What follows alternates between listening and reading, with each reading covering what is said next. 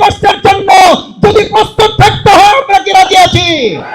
মনে রাখতে হবে, একটা গুলি করার পর আরেকটা লড়ে না, তারা আবার গুলি ধারণ করে বলবে বুকের ভিতর তুমুল ঝড়, যত পারো গুলি কর। সংস্কার পরিষদের শপথ গ্রহণ করার যদি সময় না থাকে, আমরা আজকে সংবিধান বিশেষজ্ঞের কাছ থেকে শুনি যে আমাদের সময় নাই, সংস্কার পরিষদ এগুলো নিয়ে পরে আলোচনা হবে।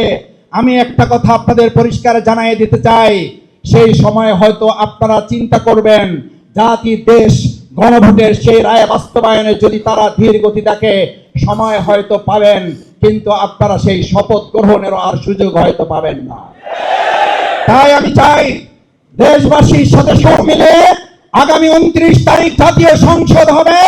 সংসদের সমস্ত কার্যপ্রণালীর প্রারম্ভে অগ্রাধিকারের ভিত্তিতে সংস্কার পরিষদের শপথ গ্রহণ করে জুলাইয়ের সনদের কার্যকারিতা বাস্তবায়নের মাধ্যমে বাংলাদেশ পরিচালনা না করলে আরেকটা 5 আগস্টের জন্য যদি প্রস্তুত থাকতে হয় আমরা কি রাজি আছি?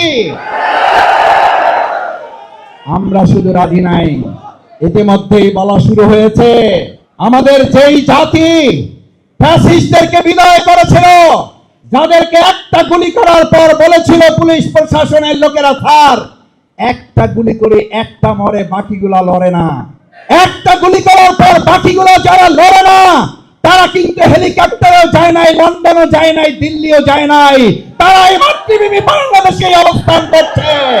মনে রাখতে হবে, একটা গুলি করার পর আরেকটা লড়ে না, তারা আবার গুলি ধারণ করে বলবে বুকের ভিতর তুমুল ঝড়, যত পারো গুলি কর।